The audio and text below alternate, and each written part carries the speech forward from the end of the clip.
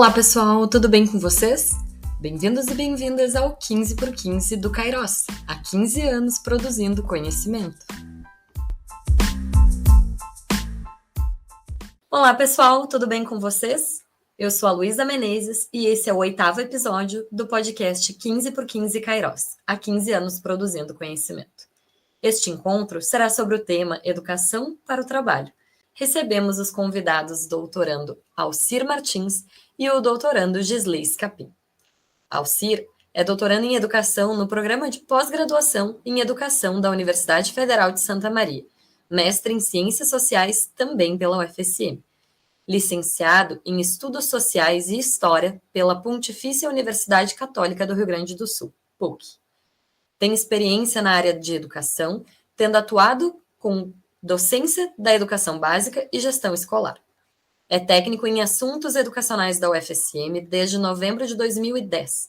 Atualmente é membro do Kairos, grupo de estudos e pesquisas sobre trabalho, educação e políticas públicas da UFSM. Desenvolve pesquisas e estudos na área da educação, políticas públicas, ações afirmativas e trabalho pedagógico. Seja bem-vindo, Alcir. Muito obrigado, Luísa. Prazer estar aqui conversando com vocês, dando sequência nessa iniciativa do 15 por 15, do podcast do Kairos. Parabéns a ti pelo trabalho junto com a Miriam, cumprimentar o Gisley, com quem vou dialogar hoje, e cumprimentar a todos e todas que ouvirão esse podcast nos dias seguintes aí. Muito bom estar com vocês essa noite. Gisley já é natural de Pinhal Grande, região da 4ª colônia de imigração italiana. Em 2013, ele ingressou na UFSM para cursar Educação Física licenciatura. No intervalo entre 2013 e 2020, realizou formações acadêmicas em nível de graduação em Educação Física licenciatura, especialização escolar e mestrado em Educação, sendo bolsista em projetos de extensão, ensino e pesquisa. Foi integrante da linha de estudos epistemológicos e didáticos em Educação Física, a LEEDEF, do Centro de Educação Física e Desportos da UFSM. Fica o convite, acessem, curtam, compartilhem os episódios e enviem suas dúvidas, sugestões e feedback pelo direct do Instagram. Muito bem, recados dados, passo a palavra nesse momento para minha parceira de mediação, minha parceira de academia, minha parceira de iniciação científica, graduação e colega Miriam. Está contigo a palavra. Olá, Luísa. Bom, eu já começo pedindo desculpa aos ouvintes pela voz, mas estou acometida de uma gripe, então, no momento é isso que tem para apresentar aos nossos ouvintes, mas estamos tocando o projeto. Eu quero saudar especialmente, então, a quem está nos acompanhando, né, durante esses episódios do podcast 15 por 15, em especial os nossos convidados do dia de hoje, né, professor Alcir, professor Gisley. É sempre muito bom estar compartilhando destes espaços que visam promover e divulgar o fazer científico. Para iniciar a nossa conversa, inclusive, queremos ouvir o entendimento deles sobre as temáticas acerca do nosso encontro de hoje, trabalho e educação. Qual é a relação entre educação e trabalho? O professor Alcir pode começar respondendo e logo após, o professor Gisley pode fazer as suas contribuições. Bueno, eu vou tentar provocar uma reflexão sobre essa questão, buscando um antecedente, um embasamento um tanto profundo, mas como o próprio nome diz, basilar para essa discussão. Primeiro, dizer que me filio, e acredito que posso dizer também em nome do Gisley, é uma busca teórica, um referencial teórico que entende o trabalho como essencial para a constituição da humanidade enquanto grupo, enquanto espécie, né? Então, o trabalho, ele faz parte da constituição do homem, da mulher, do ser humano, desde o surgimento, desde a convivência enquanto grupo social nesse planeta. Ou seja, penso que o trabalho é o que nos constitui enquanto seres humanos. E isso vem de uma tradição de pensamento que não começa recentemente, né, e que tem uma sistematização bastante importante no século XIX, a partir das bases do pensamento marxiano, que vão desembocar na constituição de um método, uma perspectiva de pensar e ver o mundo, que é a perspectiva materialista dialética. Compreendendo o ser humano como constituído pelo ato de trabalhar, de produzir a sua existência através da troca metabólica com o sistema, é necessário também compreender que o ser humano como ser social, não nasce sabendo trabalhar, não nasce sabendo produzir o que precisa produzir, transformar a natureza para a sua subsistência, para a sua sobrevivência. E o aprender a trabalhar, então, é onde se integra o ato educativo, o momento de aprender, o momento de ensinar. Desta forma, compreendo trabalho e educação como uma relação de identidade indissolúvel. Ou seja, não há humanidade sem que exista trabalho, transformando o ambiente, transformando a natureza para dar conta das nossas necessidades, e esse trabalho que dá conta das nossas necessidades, ele precisa ser aprendido. Então, ele depende da educação. Partindo daí, para a gente continuar conversando o resto da noite, o resto do nosso tempo, nesse nosso diálogo, é fundamental entender que essa relação que, de início, ela deve ser tomada, ou deveria ser indissolúvel, ela nem sempre foi assim. Ao longo da história, a gente vai ver que isso muda e mudou, não por acaso, não de modo ocasional ou ingênuo, mas dentro dessa perspectiva, a partir das referências e das mediações, das contradições que a história vai oferecendo na construção que os homens e mulheres vão dando às suas vidas.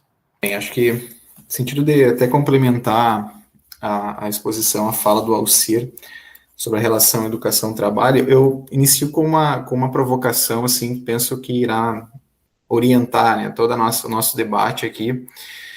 É quando a gente pensa a relação ou a função da educação, ou o papel da educação para o trabalho, nós temos que ter uma referência, ou ter em referência sobre qual concepção de trabalho nós estamos falando, né. Deixo essa provocação para retomar essa discussão sobre educação, aliás, sobre trabalho e educação. Como entendo, e aí filio ao referencial teórico que o Alcir fez referência, do ponto de vista marxista e marxiano, né, do materialismo histórico, primeiro que trabalho e educação são fatos, fenômenos, ou categorias, vamos denominar dessa forma, né, substantivar dessa forma, categorias ontológicas que se refere a uma determinação social. E a gente compreender o que é o trabalho, o que é a educação, como se relacionam, ou se são coisas mesmas, inclusive, né? A gente compreender a história do trabalho, como até acredito que nós iremos abordar mais à frente. Houve momentos na história em que trabalho e educação coincidiam, né? No mesmo ato se articulavam, né? Havia uma imbricação no processo, que tinha como finalidade a humanização dos sujeitos, né, no sentido de se destacar da natureza, de se distanciar da natureza, ao mesmo tempo em que pertencia a ela. Então era uma espécie de superação por incorporação, né, pensando na relação natural e social, né, então, ou natureza e cultura, por exemplo, né, então pensar o trabalho como uma categoria ontológica, no sentido de que é um elemento fundante do ser social e do ser enquanto gênero, né, enquanto gênero humano, né, que tem a sua historicidade e que produziu ao longo da história as suas formas, os seus meios, seus instrumentos de garantir a sua existência. Isso independente do modo de produção. É claro que no decorrer da história o trabalho foi tomando forma, né? Foi sendo produzido e expressado de uma outra maneira. Mas isso é um elemento importante porque é a categoria essencial, né? Isso faz parte da essência humana, né? A atividade do trabalho é um elemento essencial do processo de humanização, e a partir disso os sujeitos iam produzindo a sua existência, produzindo os meios da sua existência, né? Pensando lá que o primeiro fato histórico, lá recorrendo à própria ideologia alemã, por exemplo, que é um texto marxiano, o primeiro fato histórico é estar em condições de produzir, né, os seus meios e os meios necessários à sua existência. E para isso, até no sentido de dar seguimento ao gênero, né, é importante que as novas gerações tivessem acesso aos meios, aos instrumentos, aos bens sociais e culturais que foram sendo produzidos ao longo da história. E nisso a educação, o trabalho educativo, ou o trabalho pedagógico também podemos caracterizar, claro, em que pese a sua particularidade, ele teve uma função determinante nesse processo, né? Então, é difícil pensar, embora hoje, no contexto contemporâneo do mundo do trabalho, à primeira vista, parece que há um hiato muito grande entre trabalho e educação, mas como são categorias que nos pesam muito do ponto de vista do conhecimento, do ponto de vista da apropriação da realidade, é difícil fazer essa distinção. Então, por isso que eu retomo a provocação que eu fiz no início, né? Quando nós falamos em educação para o trabalho, pensando na articulação entre educação e trabalho, ou trabalho e educação, aí nós podemos pensar o que vem primeiro, se vem o trabalho ou vem a educação, mas se o trabalho funda e coincide com a história humana, e a educação decorre disso, né, no sentido de que há uma relação de reciprocidade entre trabalho e educação, né, que veio dando sentido à história humana. Né? Daí eu retomo, sobre qual trabalho nós estamos falando, para poder pensar sobre qual educação nós também estaremos discutindo, né, nesse debate.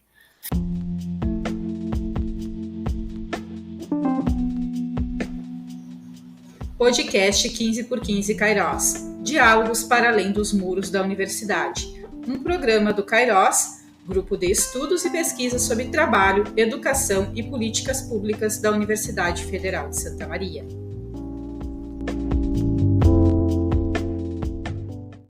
Vamos continuar nosso debate relacionando com as questões do bloco anterior. A minha pergunta agora é direcionada ao doutorando Gisley. Professor, então, é possível identificar mudanças na conformação do trabalho e das relações de produção ao longo da história? De que maneira isso aconteceu e se ainda acontece?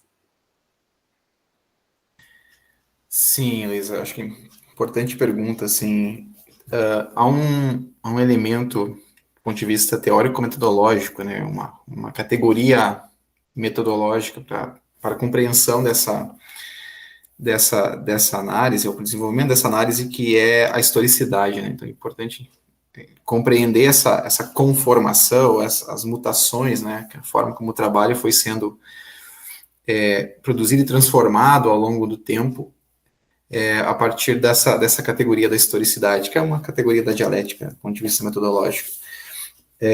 Mas falo isso até no sentido de compreender essa história do trabalho e entender que o aspecto social do trabalho, ele não se perde, e nem se chega, e não se esgota também, como se pensaram alguns pesquisadores, estudiosos da área, sobretudo da sociologia do trabalho, né, mas entendendo como que as relações sociais foram sendo produzidas ao longo do tempo, a partir das relações da articulação com o trabalho, a partir da relação da interação com a natureza, do ser humano com a natureza, do ser humano com os seus pares, e nós temos que entender isso. No primeiro momento, nós discutimos sobre o trabalho enquanto uma categoria ontológica independente do modo de produção, mas, para entender essas conformações, nós temos que situar o trabalho em determinado ou em determinados modos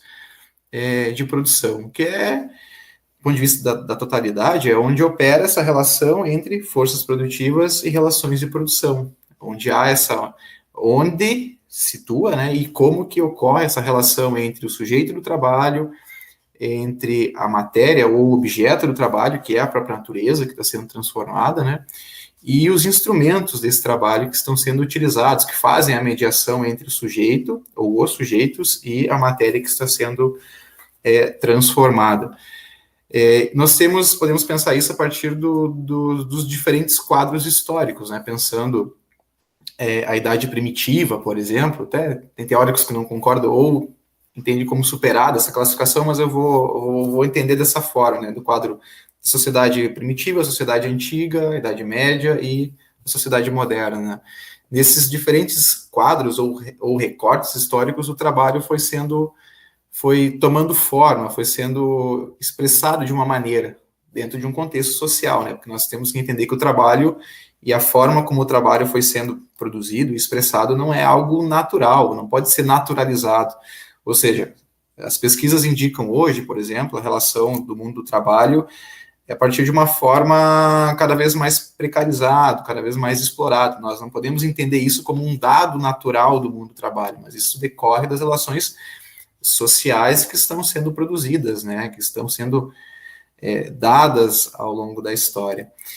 E então, retomando a questão dos quadros históricos, a partir da sociedade, do contexto da sociedade primitiva, por exemplo, o trabalho tinha uma conformação, era um trabalho que se dava de forma coletiva, por isso que até a relação com a educação, retomando o debate que fizemos antes, ele estava articulado, porque havia uma necessidade educativa que estava diretamente vinculada ao ato produtivo, mas não produtivo no sentido de produzir mercadorias que seriam vendidas, né, no caso, pensando na relação com o contexto contemporâneo, né, mas eram mercadorias que seriam consumidas e apropriadas, eram produtos, desculpe, que seriam produzidos e apropriados de forma coletiva, que havia uma relação de propriedade, um regime de propriedade e de acumulação que era coletivo, entende? Então, tudo isso era, os produtos, as relações que se davam eram de uma outra ordem, que é diferente de como o trabalho passou a ser produzido a partir da sociedade de classes. Devemos pensar, como exemplo, a sociedade antiga, por exemplo, que tinha organização por classes sociais, a partir dos senhores e dos escravos, que tinham os proprietários e os não proprietários. Existiam aqueles que estavam isentos das atividades laborais, por exemplo, que eram os homens livres, que inclusive, pensando na relação da educação, tinham acesso à escola, que era o lugar do ócio. Podemos desenvolver um pouco mais disso, um pouco mais sobre isso mais à frente, mas só para ir dando algumas pistas assim. Então, se esses sujeitos estavam isentos da atividade laboral, da atividade de trabalho, pelo menos do trabalho manual, né, propriamente dito, outros sujeitos deveriam assumir essa responsabilidade. É claro que era uma imposição, era uma subordinação, né? Era um acordo que era feito, né? Pensando numa relação entre senhores e escravos, por exemplo, né? Então, o trabalho foi assumindo uma outra forma, uma nova expressão, né? Podemos pensar assim, a partir de uma organização social que se dava, primeiro, pela propriedade privada, da terra, naquele caso, dos produtos que eram produzidos, né? E também da própria distribuição, de como que era feita, né? Como que se organizava aquela produção. Isso foi sendo desenvolvido ao longo da história, nos diferentes modos, nos modos de produção que foram sendo produzidos subsequentemente, né? No caso, sociedade, Idade Média, também dentro da relação com os senhores e os servos, ainda no âmbito da luta de classes, né, pensando essa ruptura, né, a partir da propriedade privada e da acumulação também privada dos meios, né, dos instrumentos de trabalho, dos produtos do trabalho, até que a gente chegasse, então, por exemplo, numa questão mais moderna, questão da modernidade e da contemporaneidade, que é a sociedade capitalista. E aí, a partir disso, surge uma nova, surgem duas novas classes, que são a classe burguesa e a classe trabalhadora, ou a classe proletária, né, que é o que coincide com os nossos dias. Então, o trabalho acaba assumindo uma outra forma, ainda dentro dos fundamentos da propriedade privada, da acumulação privada dos meios, dos instrumentos, mas nós temos, ao longo dessa história, ao longo desses diferentes quadros que citei, um desenvolvimento da técnica, um desenvolvimento da tecnologia, lembrando que tecnologia não é o que nós conhecemos hoje a partir de um fetiche que se constrói acerca da internet, dos computadores, dos celulares. A discussão, o estudo sobre a técnica, ela coincide com a história da humanidade, lá desde a sua origem, ou seja, como exemplo, lá desde que o homem primitivo se utilizou de uma pedra e de uma madeira para construir um machado, para quebrar um coco, por exemplo, para suprir uma necessidade vital, humana, que estava dada àquele momento, houve um processo de transformação da natureza, um processo de produção de uma técnica e elaboração de uma tecnologia dada dentro das condições materiais que estavam postas naquele momento. Então, a tecnologia também vem acompanhando a história humana como um produto do trabalho, né? Do trabalho humano. E, então, retomando a questão do trabalho na sociedade capitalista, nós temos todo esse avanço da técnica, da tecnologia, da maquinaria, nós temos as revoluções industriais, inclusive hoje fala-se muito em indústria 4.0, nós temos que lembrar que todo o processo técnico de apropriação e de subordinação do trabalho que foi sendo produzido, desenvolvido, certificado, que tem uma certificação social. Lembrando, isso não é um determinismo natural que faça com que um sujeito explore o outro. Tem toda uma relação social. O capital é uma relação social. A sociedade capitalista, ela reverbera, ela reproduz isso, né, dentro das suas formas cada vez mais intensas, mais precarizadas de exploração. Então, o trabalho foi assumindo, foi tomando forma, ou diferentes formas de expressão ao longo do seu tempo, não perdendo o seu caráter social, mas, aí eu vou finalizando aqui, mas dependendo, né, do modo de produção em que ele estava situado, que ele estava sendo posto em movimento, porque trabalho é movimento, né, é dinâmica, é atividade, não é apenas uma abstração, né, ele foi assumindo suas diferentes formas, inclusive as mercadorias que eram produzidas, né, os produtos que eram gerados, assim, também iam tendo uma função social ou não, ou tinha uma função comercial, dependendo da relação, ou o sentido de uso, o valor de uso que as mercadorias iam assumindo, ou a relação, o valor de troca que essas mercadorias iam assumindo, né. Tudo isso tem como referência, e eu reitero e finalizo, a propriedade privada, esse é o contexto, esse é o referente que nós temos para compreender o trabalho hoje, por exemplo, né, para que possamos compreender o mundo do trabalho e o mercado do trabalho hoje, e o regime de acumulação, né, como que isso se dá a partir da apropriação privada dos meios, dos instrumentos, dos produtos dessa relação de trabalho, né, desse processo de trabalho. Para a minha próxima questão, então, eu vou ao encontro da fala do Gisley, fazer uma provocação agora para o nosso convidado Alcir, pensando mesmo nessa perspectiva indissociável, né, da relação de educação e trabalho, onde essa foi forjada ao longo, né, da história, mas não é linear, né, não se tem uma historicidade linear. E aí eu te provoco a nos passar a tua compreensão acerca dessas relações de trabalho e as implicações para a educação e para a escola. Como esse processo histórico foi alternando a relação entre educação e trabalho? A partir do comentário, da resposta anterior do Gisley, já facilita bastante essa discussão agora.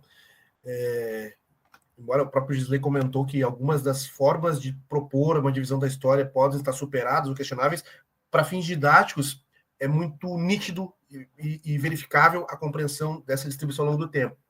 Antes de avançar nisso, eu lembrei também, ouvindo agora e seguindo nossa conversa, no prefácio da obra Educação para o Capital, do Mesaros, a Emir Sader tem uma frase no seu texto de prefácio que ele vai dizer o seguinte: me indiquem, me mostrem onde está o trabalho em cada época, em cada momento histórico, que eu também consigo identificar onde a educação está, onde a escola está. No sentido de que, sim, essa relação vai alterando, a noção de educação e a noção de escola vai se alterando ao longo desse processo de alteração das relações de trabalho e dos modos de produção. Partindo lá daquele referencial, né, onde o trabalho ontologicamente constitui o ser humano e se indissolúvel da educação, porque trabalhar é fazer, e aprender a fazer é fazendo, ou seja, trabalho, educação, aprender não se separam. Esse processo, numa sociedade que vai se ficando mais complexa, vai se alterando. Por exemplo, na constituição das sociedades antigas, das primeiras grandes civilizações, que surgem em diferentes momentos do mundo, em diferentes momentos históricos, cronológicos mesmo, né? Vamos falar de civilizações antigas no continente africano, por exemplo, a civilização talvez a mais célebre na historiografia, a questão do Antigo Egito, também civilizações no Oriente Médio, na Ásia, enfim, que vão elevar o nível de complexidade das suas relações, porque vão dividindo o trabalho, e ao dividir o trabalho vão fazer surgir classes que vão estar dispensadas de trabalhar. Ou seja, se no primeiro momento toda a humanidade precisa trabalhar para produzir a sua existência, em um certo período isso já não é mais necessário. E ao não ser necessário, essa divisão do trabalho começa a fomentar, a causar uma diferenciação no processo educativo. Quando a sociedade se torna complexa, de maneira que a divisão do trabalho permite que uma classe se abstenha da produção objetiva, surge também um processo educativo que é diferenciado. Manacorda, dos seus estudos sobre a educação, a pedagogia, o marxismo, vai trazer relatos e análises a partir, por exemplo, do que se estudavam, do que se ensinava nas escolas do Antigo Egito, e comparando uma outra na Antiguidade Clássica, na Grécia e Roma. O Gisley falou agora há pouco, na Antiga Grécia, a escola, a ecolé grega, era a escola para quem tinha o tempo livre, era uma suspensão do tempo, era um espaço de tempo livre. Quem tinha tempo livre? Todo mundo? Não é todo mundo. Era quem estava dispensado, quem podia estar dispensado da produção direta, do trabalho direto. Esse conceito de quem pode e quem não pode estar na escola vai se mantendo ao longo da história e chega com outros contornos na sociedade burguesa, sociedade moderna, sociedade de mercado que vivemos hoje, mas ainda se mantém de certa forma. E esse processo vai estabelecendo, então, formas distintas de escola. Se nesse primeiro momento a escola, para quem tinha a possibilidade de estar fora do trabalho, beneficiava principalmente, ou trabalhava principalmente na questão das habilidades retóricas, das habilidades discursivas, para permitir que essas pessoas pudessem operar e mobilizar o espaço público a seu favor. O exercício físico, no sentido da cultura da saúde, da cultura corporal e também dos exercícios militares, porque essas pessoas que tinham acesso e possibilidade de estar na escola, estar num espaço educativo, também ocupariam esses postos de comando na sociedade. Por outro lado, para a maioria das pessoas, não era necessária educação alguma, pois seu trabalho, né, no limite da escravidão antiga, da servidão, ao longo do período do medievo, que é, como a gente caracteriza em linhas gerais, a Idade Média, a partir de uma referência europeia, porque existem medievalidades também diferentes, mas aí não caberia esse espaço aqui, mas eram atividades e funções de trabalho que não exigiam grande rebuscamento, não exigia grande capacitação técnica, e então, por isso, uma escola oferecida para essa grande massa de trabalhadores e trabalhadoras em regime de servidão antiga, ou em regimes escravocratas, ou em regimes feudais, modos de produção econômicos nesses termos, ou a educação, uma escola era desnecessária por completo, ou era, né, principalmente para cumprir algumas funções de catequização e dominação ideológica, mas não havia necessidade de oferecer para a grande massa um conjunto, um repertório de conhecimentos que fosse, né, muitas vezes nem mesmo a alfabetização era necessária. Algo que vai se alterar drasticamente quando chegamos na modernidade. Gisley já fez referências aí à Revolução Industrial, aos processos de consolidação do Estado moderno, o Estado na conformação capitalista, que temos ainda hoje. Nesse momento, o nível da técnica que a humanidade alcança também faz com que mesmo aquela massa que precisa viver do seu trabalho o tempo todo e que tem grande parte do seu trabalho alienado de si, porque o produto desse trabalho não fica para si, não fica para nós, né?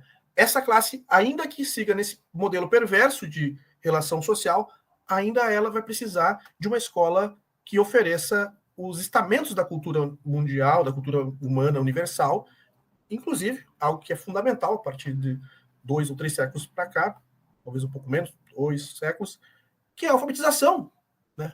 Antes disso, há 200 anos, saber ler era dispensável. Hoje, né, nesse período, o operário, ainda na função mais simples e mais vulnerável, mais explorada dentro do processo de produção, precisará ler uma instrução básica, precisará ler uma instrução mínima para operar uma máquina, para cumprir uma ordem.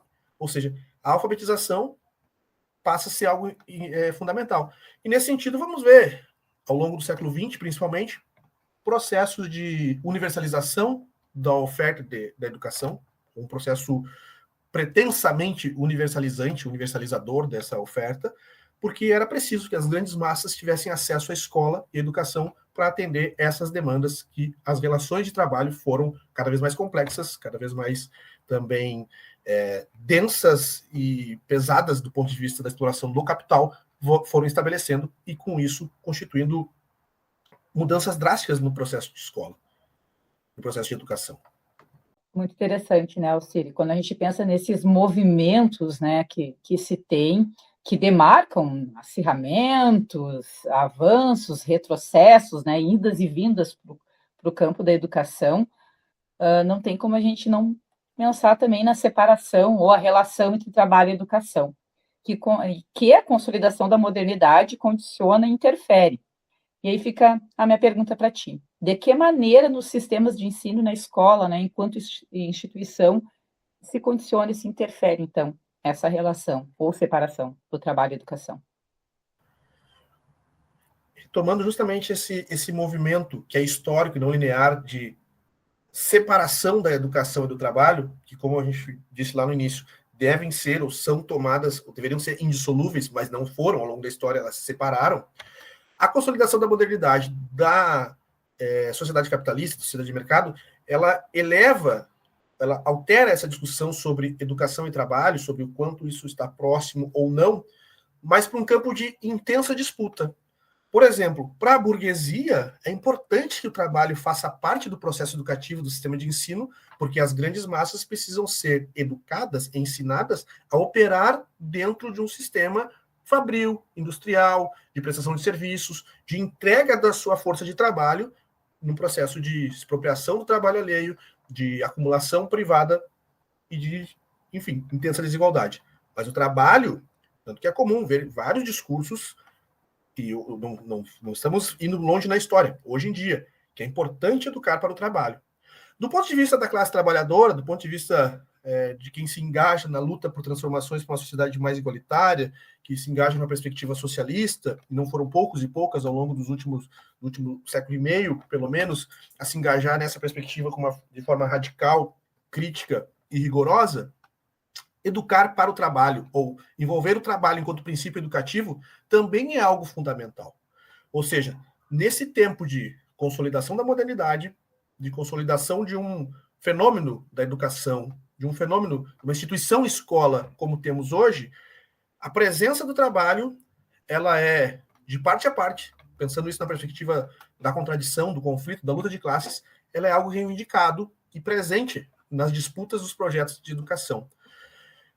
Se pegarmos a referência marxiana para buscar um texto clássico, né, a gente vai ver, por exemplo, Marx lá em 1866, no texto, um textinho breve sobre as instruções para os delegados do Conselho Geral Provisório, que é um texto que Marx encaminhou para orientar os delegados da Primeira Internacional dos Trabalhadores. Ainda, ele vai falar sobre como deveria ser a educação para jovens e adultos, inclusive fazendo alguma separação e alguma relação para preservar as crianças do ambiente de trabalho extremamente hostil e severo, agressivo ao extremo, onde crianças, desde muito cedo, deveriam ficar horas e horas de cada dia dentro das fábricas. Marx, escrevendo com os trabalhadores e trabalhadoras e para os trabalhadores e trabalhadoras, vai descrever que não, era preciso preservar uma parte do dia das crianças para outras atividades, limitar a possibilidade, a partir de uma certa idade, para que estivessem ou não estivessem nas funções de trabalho, e vai indicar, inclusive, que a partir dos 17 anos era necessário que se trabalhasse um nível de educação chamado educação tecnológica. E desde então, essa instrução tecnológica que vai transmitir princípios gerais dos processos de produção, para iniciar a criança e o jovem no uso prático, no manejo dos instrumentos elementares de qualquer ofício, de qualquer tarefa da produção e da inventividade humana, desde então se inaugura uma grande tradição de debate que vai desembocar nas discussões sobre, por exemplo, a politecnia, né? E diante de um processo de escola, de educação, no bojo desse sistema capitalista, do bojo da sociedade de mercado, dessa sociedade moderna, projetos antagônicos vão se reivindicar desse termo. Por exemplo, falar em politecnia, e aí que entra a questão do debate, do embate permanente ao longo desse século e meio, pelo menos, um pouco mais que isso, falar em educação politécnica pode muito bem ser um discurso vindo de um grande, sei lá, de uma grande confederação de industriais ou de banqueiros, que quer uma educação politécnica, que quer preparar uma massa de trabalhadores para atender a qualquer funcionalidade que o sistema de trabalho exige, mas também pode surgir de um projeto, uma proposta revolucionária e radical de defesa da humanidade enquanto, né, do proletariado enquanto classe para si, que busca a emancipação da humanidade como um todo, e que deseja que a politecnia ou a educação tecnológica seja de fato a capacidade da humanidade como um todo se apropriar do conjunto inteiro, pleno e complexo de conhecimento e de cultura historicamente constituída. Ou seja, a modernidade ou a sociedade de mercado, ela continua numa disputa que não é igual, que não é fácil, que não é contingente, aliás, que é contingente e cheio de idas e vindas, Hoje mesmo, no Brasil, vivemos um momento de um intenso debate, por exemplo, com a reforma do ensino médio, paralisada por uma pressão das categorias de trabalhadores e trabalhadores em educação, do movimento estudantil, de partes da sociedade civil organizada, que impuseram, construíram a suspensão desse debate em nível nacional. Por um lado, há quem defenda que é necessário reformar a tal reforma, e outros, nos quais eu me inscrevo, de que é necessário revogar a tal reforma. E o que ela traz, essa reforma nefasta, desde 2017, assinada pelo então golpista presidente Michel Temer, é justamente isso.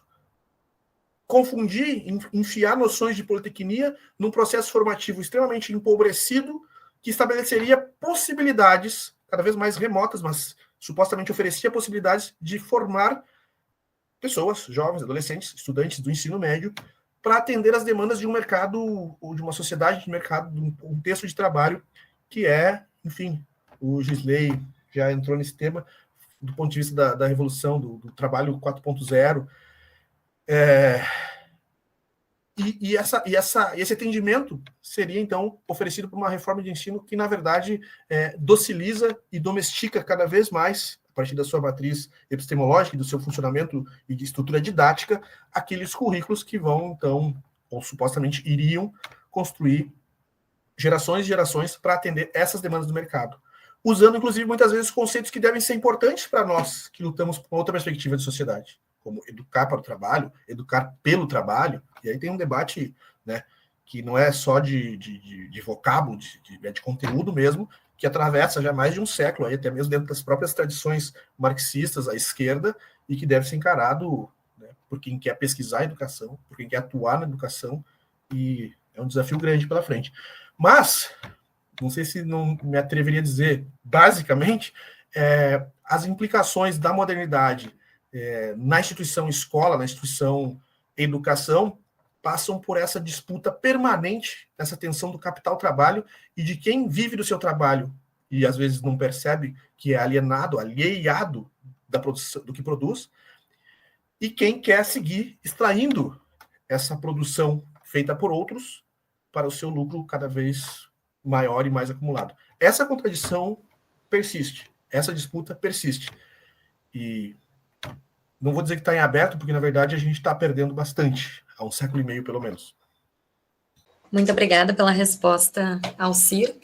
E Gisley, por favor. Certo, obrigado, Luísa. Acho que me feriu ao posicionamento do Alcir, à exposição, e pensar a educação a partir do quadro da modernidade, eu acho que implica numa questão. Aí nós retomamos assim, vamos elaborar mais uma provocação, né? Pensar qual é o lugar da escola no mundo do trabalho hoje, ou no mundo do trabalho contemporâneo, né? Supondo, tendo um pressuposto de que a escola, ou a educação escolar, melhor dizendo, ela não é a única e exclusiva forma de educação.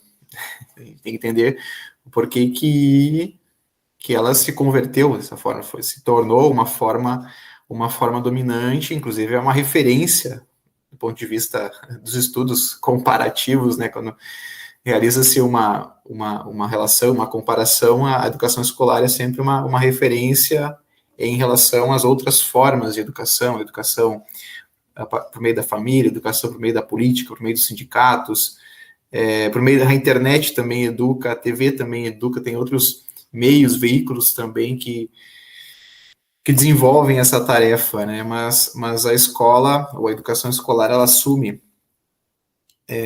essa dominância, ou essa predominância do ponto de vista educativo a partir do quadro da modernidade por uma necessidade burguesa, né? Tá reiterando algumas questões, as relações contratuais, a necessidade de alfabetização, como o Alcir também fez referência, a necessidade de acesso à cultura letrada, né?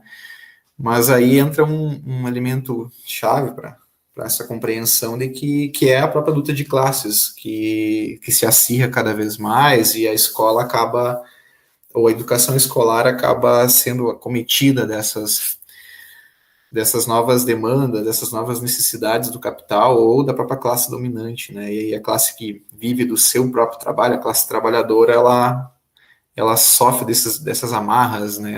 É importante que ela perceba os seus grilhões, né? Aquilo que faz com que, de fato, que ela entenda, de fato, aquilo que a aprisiona, que exproprie dela o máximo valor do seu trabalho. E aí eu retomo, então, qual o lugar da escola no mundo do trabalho hoje? Pensando também a questão do próprio mundo do trabalho. Do ponto de vista universal ou indiferente dos seus modos de produção, o mundo do trabalho é a totalidade ou o universo que envolve a atividade humana do trabalho. Isso dado historicamente. A questão atual, ou a partir do contexto da modernidade, a partir da sociedade capitalista, que tem como célula fundamental, né, talvez não seria uma redundância, né, mas como célula a produção de mercadorias, que se dá a partir do processo de trabalho, né, identifica-se um processo de mercadorização do trabalho, que é o que nós conhecemos, assim, do ponto de vista acadêmico e teórico, né, de mundo do trabalho. Aliás, desculpe, de mercado do trabalho. Então, nós temos um processo de mercadorização dessa atividade humana que se estabelece uma relação de troca, talvez, que é como pode ser caracterizado o próprio processo de assalariamento, inclusive no contexto contemporâneo do mundo do trabalho, a partir da expansão do setor de serviços, a partir de todo o processo de flexibilização produtiva, que também incide sobre um processo de flexibilização das relações trabalhistas, da legislação trabalhista, que corrói com os direitos dos trabalhadores. Vê-se muito falar a partir dessa lógica do empreendedorismo, né, que é uma expressão ideológica muito, muito forte, muito presente na nova linguagem do capital, né. Uma vez que também o próprio quadro de desemprego se expande cada vez mais. Um dos fatores é esse avanço tecnológico, esse avanço da maquinaria, né, da indústria 4.0, essa substituição, aliás, essa redução, né, do trabalho vivo, que é o trabalho propriamente humano, pelo trabalho morto, que é o trabalho da maquinaria, que na verdade é o trabalho vivo que se mortifica, que se fixa na máquina, né, nas suas tecnologias, né, lembrando sempre essa necessidade de se desfazer desse fetiche todo que se constrói a partir da tecnologia, né, nós temos que entender que é o trabalho quem produz, ou seja, o desenvolvimento de aparelhos tecnológicos, né, ou aparelhos cada vez mais tecnológicos, há todo um processo de extração dos recursos naturais que se dá lá desde a extração mineral, por exemplo, né, e lá todo um processo de precarização do trabalho desde da sua origem, né. E o que se vê, retomando a questão da educação para o trabalho, dentro de um contexto contemporâneo do mundo do trabalho, ou melhor, do mercado de trabalho, sob essa perspectiva da precarização, do empreendedorismo, do boom do setor de serviços, né, e do próprio quadro de desemprego, se percebe muito uma educação para o próprio desemprego, porque, em certa medida, o capital ele não assume os seus riscos, ou os riscos que decorrem das suas crises, do seu processo de reestruturação, de reestruturações produtivas, né, e quem acaba sofrendo dessas consequências são os próprios trabalhadores, que hoje são entendidos como empreendedores, né, como patrão de si mesmo, proletário de si próprio, né, como diria o Ricardo Antunes, por exemplo. Então, tanto é que exemplo disso, ou ilustrando isso, fazendo referência a um exemplo que o Alcir comentou sobre a questão da reforma do ensino médio, por exemplo, nós vemos uma incorporação do ponto de vista curricular, do ponto de vista também epistemológico, né, sobre a teoria do conhecimento que vem fundamentando esses documentos, né, que insere novos componentes curriculares, né, como, por exemplo, o mundo do trabalho, empreendedorismo, que são novos componentes que estão aí mais em voga na formação dos novos trabalhadores, aqui eu vou usar entre aspas, porque nem no discurso do capital nem se fala em trabalhadores, né, se fala ou em colaboradores, que isso era dentro de uma lógica da empregabilidade, quando ainda se tinha uma possibilidade de emprego, e era importante que esses trabalhadores tivessem em condições de serem empregados, né? E vê-se que hoje há uma situação mais precária disso, há uma intensidade dessa precarização que nem se fala mais em empregabilidade, mas sim de empreendedorismo, de construir a sua própria empresa, vender seu carro, ou baixar um aplicativo no celular e aí sim, aí poder desenvolver uma atividade que em muitos casos, ou em todos eles, né, acaba dissimulando uma relação de assalariamento, uma relação de subordinação que ocorre, por exemplo, entre motoristas de aplicativo, entregadores, que são subordinados aos ditames do capital, uma vez que se utilizam desses aplicativos, dessas plataformas, né, que é isso que vem configurando a indústria 4.0 para desenvolver o seu trabalho e conseguir produzir, diante disso, o mínimo para a sua existência, para a sua sobrevivência, posso caracterizar dessa forma também. Então, acho que nós temos um desafio para pensar a função da escola ou da educação escolarizada como uma forma dominante e universal de educação diante desse quadro atual que nós temos hoje. Por isso, a citação do Alcir foi muito precisa, né? Diga-me onde está o trabalho, que diria onde está a educação, porque é essa relação que se faz, parece que a educação está sempre a reboque do trabalho. E aí eu questiono, será que é possível produzir uma sociedade em que inverta essa relação, em que se eduque para um outro tipo de trabalho, por exemplo? Aí fica mais uma questão para a gente pensar sobre isso, né? E o pessoal que nos ouve também, que possa se interessar pela temática, né, pela discussão. Muito bem. Muito obrigada pela fala de vocês. Vou fazer um pequeno adendo especificamente sobre a reforma do ensino médio e políticas públicas educacionais. O nosso episódio anterior versou muito sobre essa temática e foi muito interessante, faz muito sentido quando ouvido, antes ou depois deste episódio. Então, escutem, porque vai fazer muito sentido.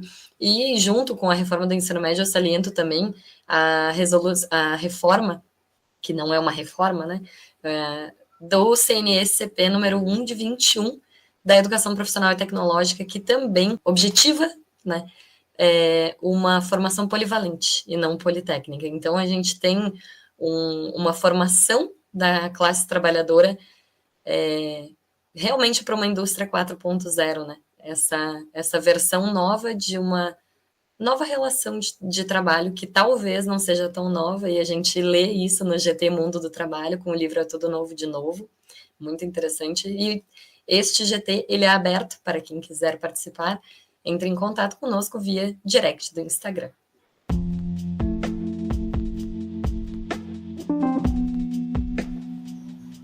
Podcast 15x15 Kairos. Diálogos para além dos muros da universidade. Um programa do Kairos, Grupo de Estudos e Pesquisas sobre Trabalho, Educação e Políticas Públicas da Universidade Federal de Santa Maria.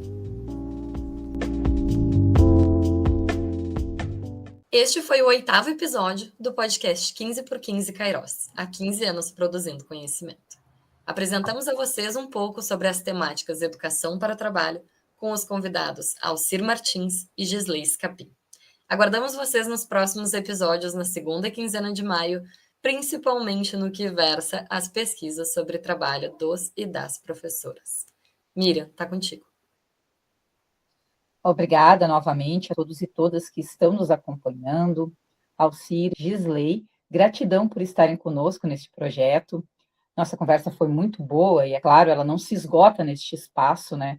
É um curto período temporal que temos para dar conta de uma temática tão complexa e que exige, obviamente, outros tempos e espaços em que possamos escutá-los e promover diálogos como este e a socialização de suas pesquisas e estudos.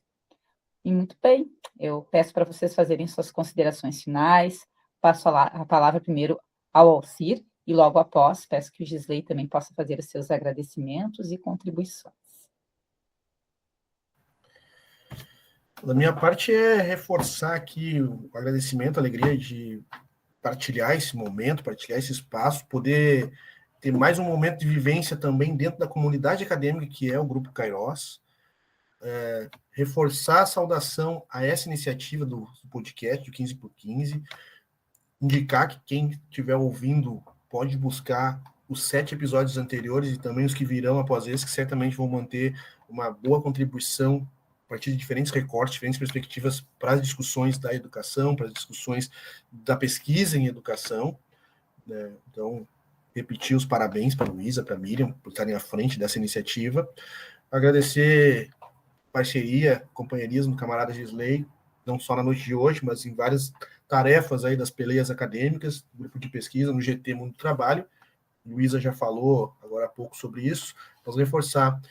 Semanalmente a gente reúne pelo menos 1 hora, um pouco mais do que isso, para partilhar uma determinada leitura e a partir dessa leitura ir estabelecendo e construindo reflexões e análises sobre o mundo do trabalho. E aí, a partir dos nossos lugares de formação, uma outra experiência bastante importante, constitutiva de mim enquanto o que sou, né? Trabalhei na educação básica por mais de 10 anos, com aula, com gestão na escola, e como essa experiência, o acúmulo dela, da vivência, com as durezas e as delícias de ser o que se é, né, me constituem hoje e me permitem ser, ou pretender ser, o pesquisador possível, dentro dessas contradições, dessas amarras e dos limites.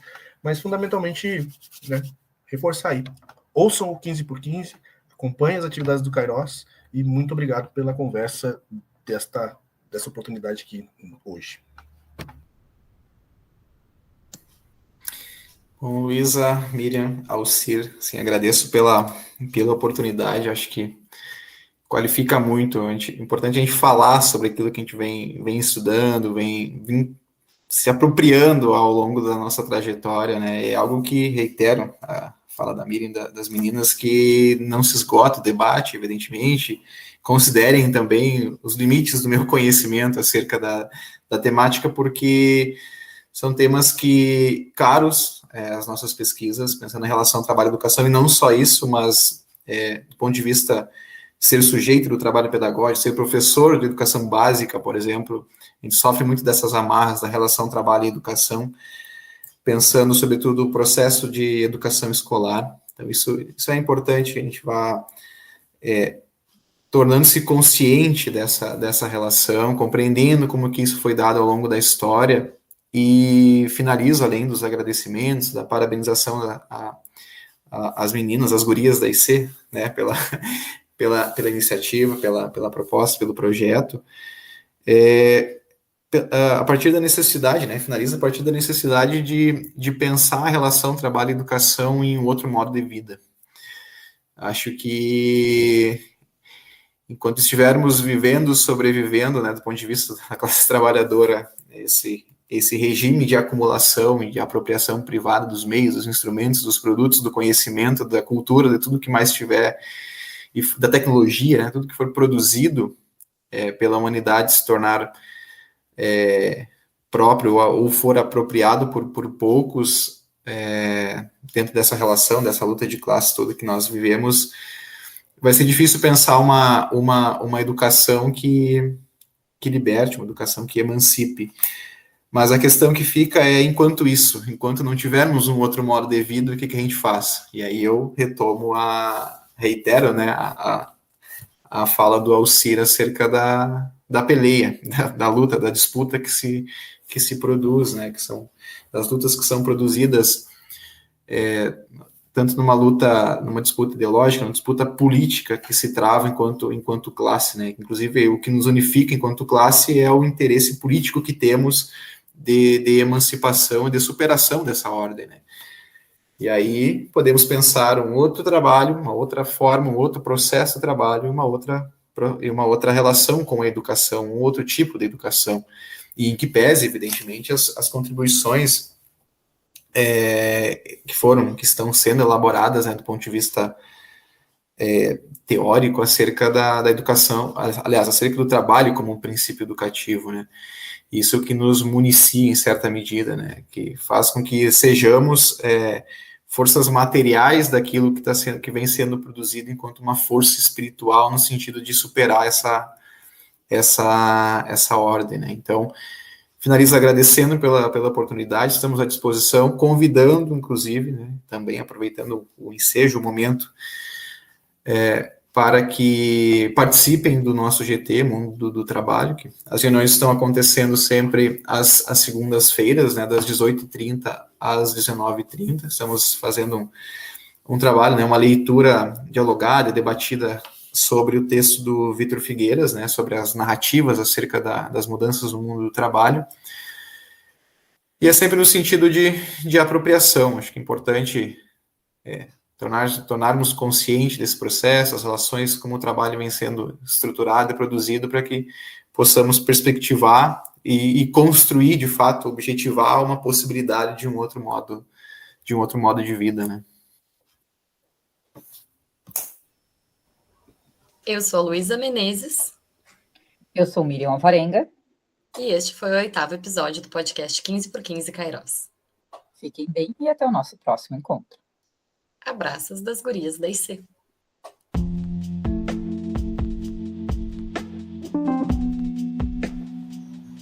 Podcast 15x15 Kairos.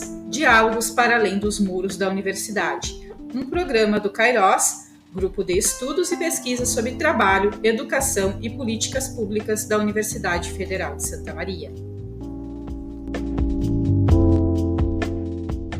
Inscreva-se no nosso canal do YouTube, ative o sininho para receber as notificações, nos sigam no Instagram, deixem comentários, perguntas no nosso direct e acompanhem o podcast 15x15 Kairos para ficarem por dentro de toda a programação dos 15 anos